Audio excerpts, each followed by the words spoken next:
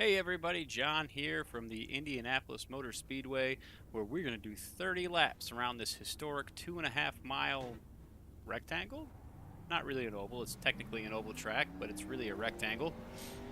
And that's okay. I promise you this race will have more passing in it than the probably both of the races this weekend combined. So you have that to look forward to. Also the caution laps on this track are insanely long, so you're gonna have to bear with me here on the pace lap, and I will edit out most of the cautions. But as you can see, qualified on the pole for my second time this season.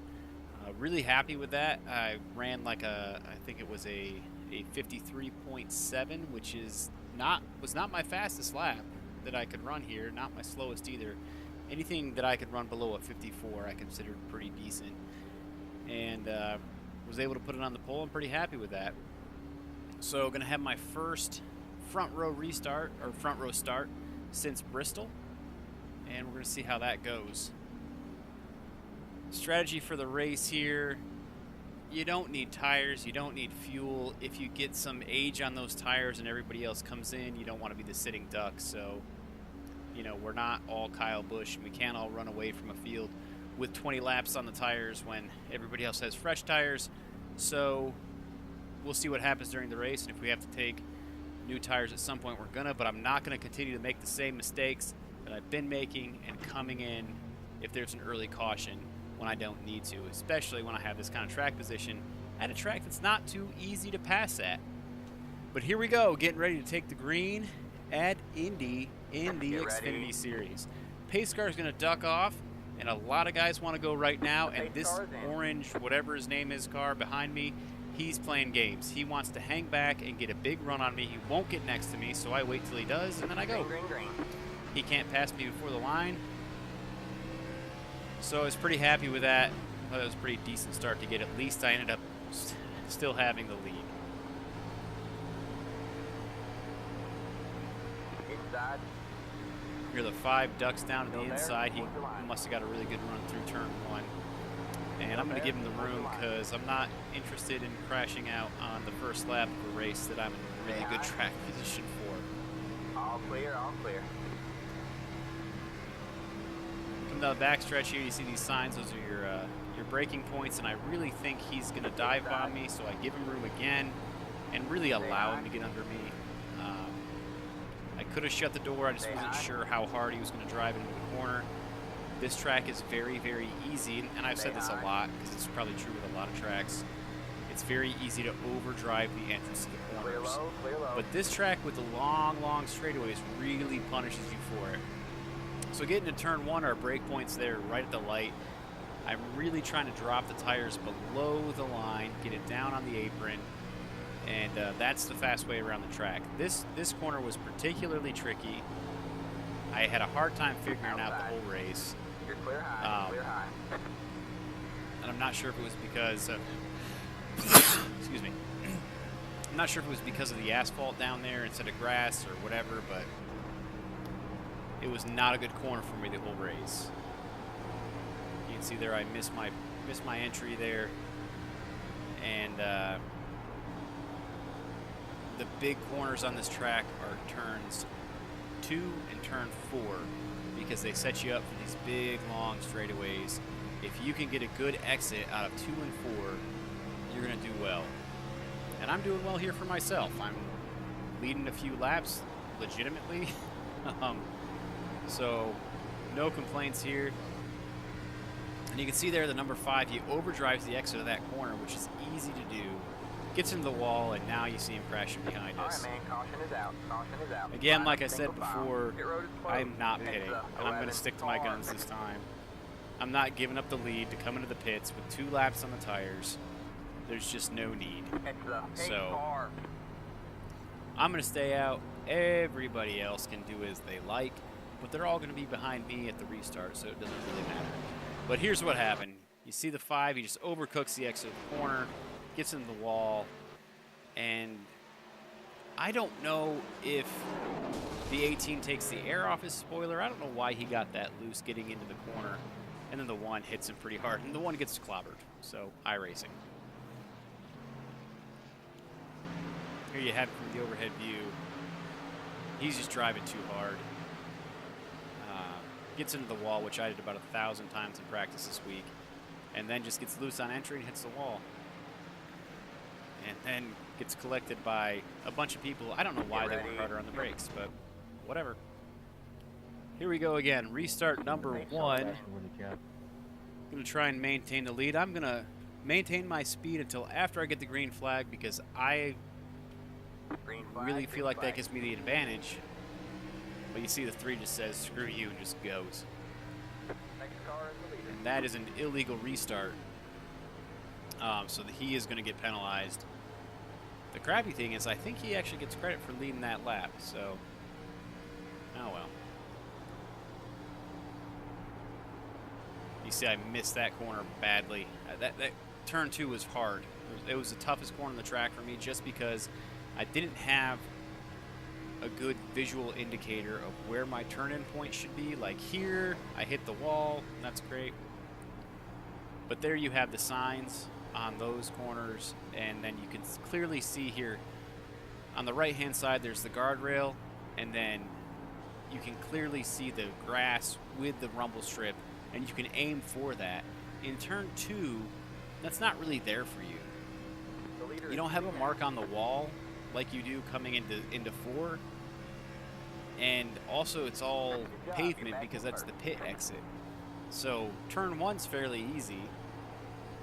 Then you come out and you're looking for that grass to be your marker to pick out that rumble strip, and it's not there until later than it is in turn 4. I don't know. So it was just turn 2 really screwed me up the whole race. But here we are, running out in first place, leading some more laps, and really, really pleased. Because this track was a tough one for me to not learn and run safe laps on, but was a tough one for me to start being able to turn fast laps on. And so I'm pretty happy that I can be out front leading this thing. I watched I watched both races this weekend, and they sucked. They were terrible. The Xfinity race was that series has become unwatchable.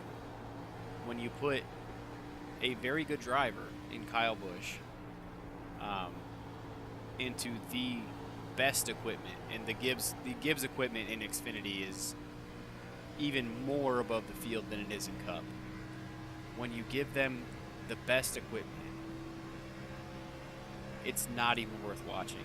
The Xfinity series has truly, truly become unwatchable because of the Gibbs cars.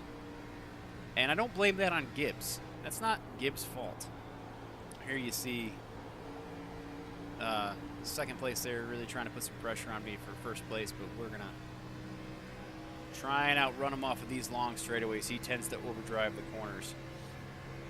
See if we can't get away from old Roger Dale Jackson here. But I don't blame the Gibbs guys. That's what their job is. Their job is to make fast race cars. Their job is to beat the crap out of everybody. And there goes Roger Dale. So now we've got a big lead. And that, Right, nope. Caution is out. Caution is out. Line up single file. Pit road is closed. If 3, 4. the green would have stayed out there, it really would have helped us out. But we will come into pit this time. I do not want to be sitting out front on older tires, at least with about 10 laps on them, with guys with fresh tires behind me with a race this short. So I think the wise decision here is to come in and pit. One of the things I like about this track is it gives you a lot of time to think about what you're going to do, pit, don't pit, whatever, during the pace laps, because they are so very long. But as I was saying, I don't blame the Gibbs cars. I don't blame Joe Gibbs Racing.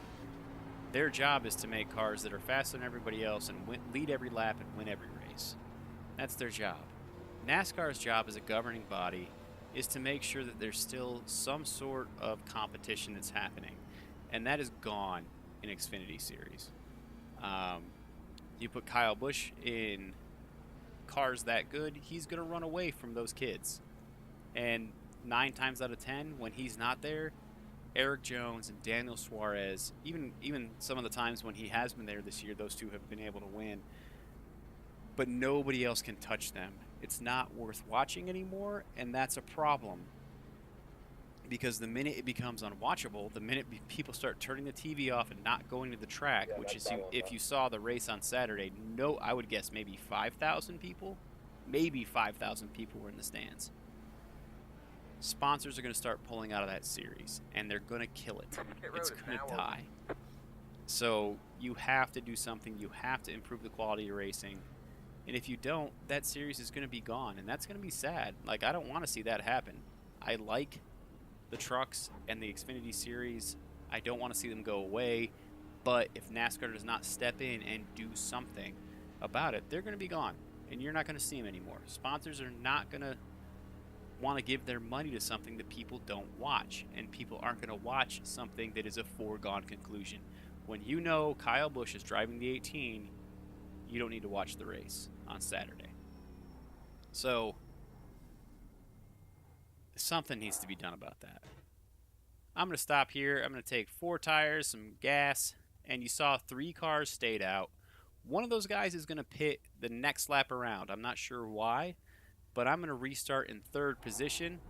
Until then, we're going to see what happened to cause that caution. Line up single file. Here you go, the 2nd place car. Roger Dale Jackson, whatever his name is, tries to follow me through turn 2. I got a little loose. I think he took some of the air off my rear spoiler. I might have taken some of the air off his front splitter. He just lost it. I don't know why this is a caution. I'm guessing just iRacing, if he'd have been below that line, the white line, maybe it wouldn't have generated a caution, but it did. Whatever. Either way, started in 3rd place. I have fresh tires, and I know I'm faster than both of these guys. And now iRacing is telling me about the 8 car by. I had a great restart. I should have not listened, but I didn't want to get a black flag, so I let the 8 car by. So now I've got 3 cars to pass. I really wish iRacing would fix that. I've been screwed up more times this season on my spotter telling me to let people by coming to the green flag than I care to count. But either way, just a little bit more of a challenge. I've still got a great run going in the top 5, coming down to halfway, and hopefully we'll be able to get them.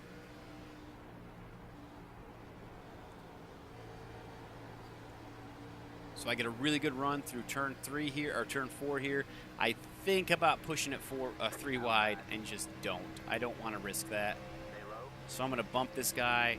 I'm going to try and push the 8 to the lead, because if I can get these guys single file, I don't want them fighting in front of me. The more they fight in front of me, the more they hold me up. If I can get them single fire, I can fire. If I can get them single file, I can pick them off one at a time. So I push the 8 to the lead, and now I'm going to stalk Roger Dale Jackson and try to get by him for 2nd place, and then worry about getting the lead here. I'm feeling really good on this track, and I feel okay being aggressive. Here I know I'm not going to pass the 9 on corner entry. What I'm trying to do is screw up his line into the corner and set him up for a pass here, but I missed my apex badly. I just blew that corner. But what I was trying to do is move him around to get him to not hit his desired marks, and it worked. So we'll just work on him for next lap. See if we can get into 2nd here after this. He's really driving that car hard, and he's also the one who caused the caution, and somehow he's in 2nd place. So I don't know. I've made a lot about this year about how iRacing does not really punish people who overdrive the car for a couple laps and then spin, once every couple of laps, but whatever. It's just up to you to pass them on the track. So here we go. I get a much better run through 3 than he does. Here we come into 4. He bobbles a little bit, and that's going to be enough. and it's going to be enough. He tries to run me down the track, tries to throw the block, but it's too late. Still doors me a little bit, but that's okay. Roger Dale, I'll forgive you. I don't want to do the same to him, so I'm going to keep it way down on the rumble strip. I clip the rumble strip a little bit, which is going to upset the car. That's okay. I'll get him in here into turn 2. And now it's just about tracking down the leader. This race was really fun, not necessarily for the racing and not for the track, but because I could be competitive. It's way more fun, turns out, to run for the lead than it is to not. Than it is to sit back in 6th, 7th place and try and hang on. It's fun feeling like you're the fastest car on the track, and that's how I felt this whole race. Yeah, this particular track I really enjoyed. It was really, really fun to drive.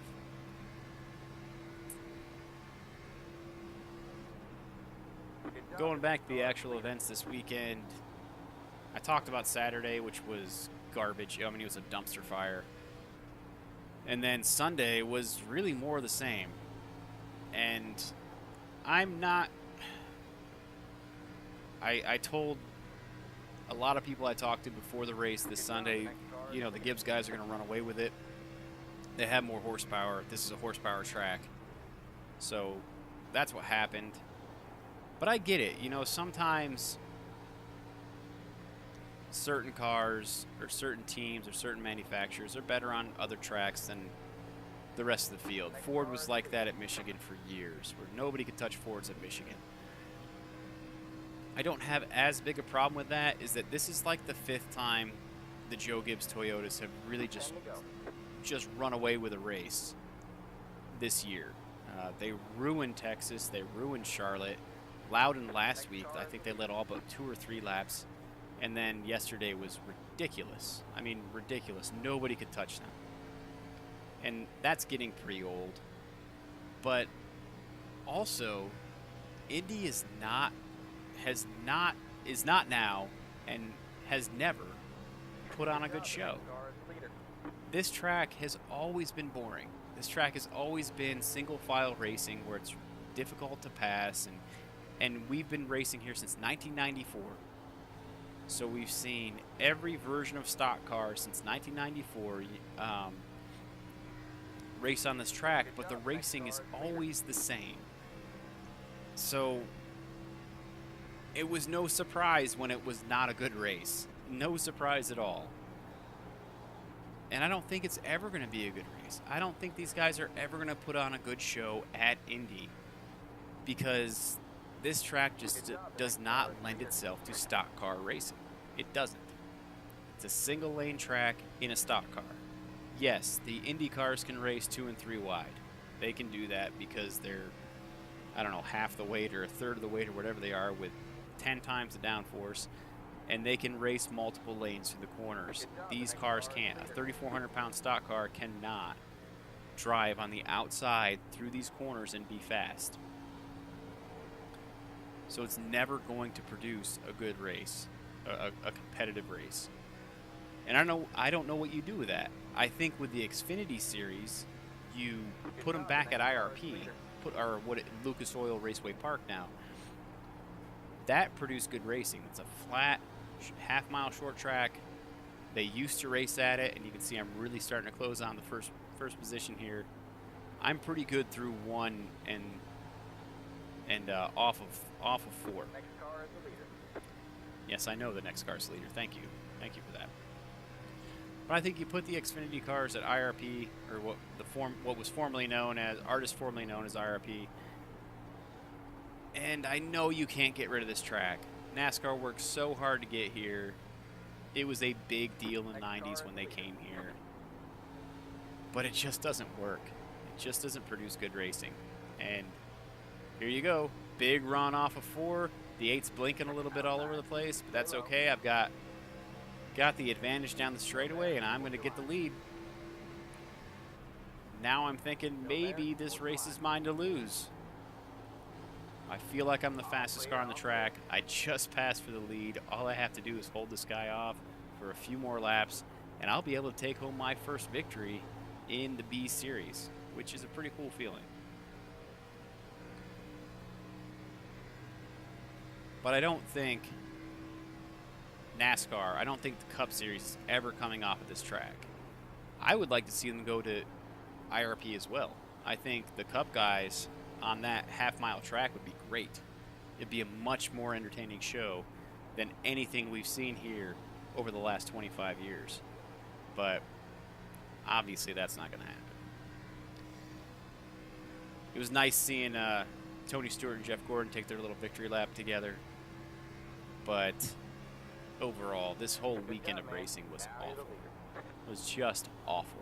And if you want to know why stands are empty, look at the product on the track, and that is your answer. If you want to know why I lose this race, look at me slip up right here and bobble the car. Cannot do that. You can get away with that out of 1 or 3, but not out of 2 or 4. He's going to get inside, and I'm going to give him the position down here into 3 because I've got a good run going, and I think I've still got enough time to track him down. So now it's just back to work. Back to work. Made a mistake. I should be able to track him down. I know I'm faster than him. I've been running consistently faster lap times, and I haven't been running lap times that are indicative of what I was able to run in practice. So now I'm going to really start trying to push the race car and really try and run him down.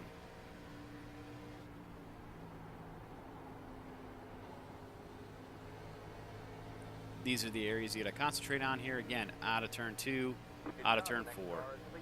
That's where you're going to make your hay.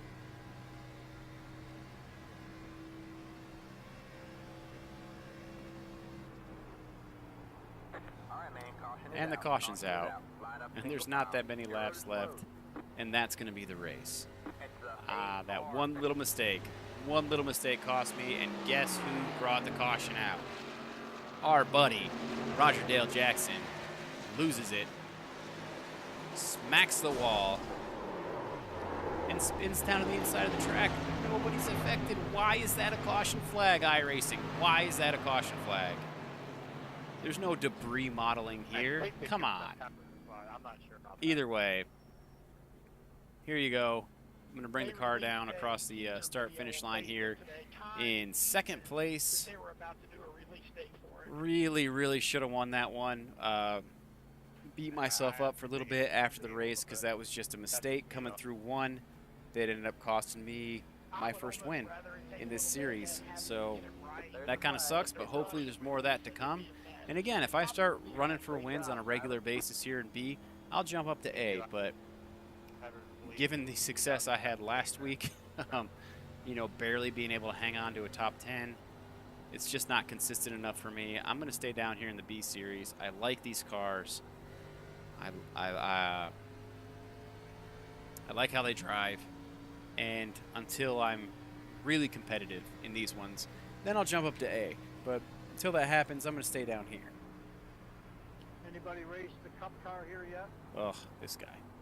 But I have a league race here tonight in the Cup car. yeah, overall, I'm looking forward to getting on with the NASCAR season. This week was horrible. They're at Pocono next week, which, man, I have the feeling that the Gibbs guys are going to run away with that one too. Maybe not Kyle Busch, but one of them. You know, one of those 5 Gibbs cars. That track, again, is very similar. Long straightaways. Horsepower is very important. Look for them to be up front. And the best race this week, mark my words, is going to be the Saturday night Iowa race with the Xfinity cars. Standalone track. We don't have anybody, any big dogs there, any former NASCAR Sprint Cup champions there. So it should be a good deal. But until then, I'll see you guys later. Thanks for watching the video, and until next time, keep it out of the fence.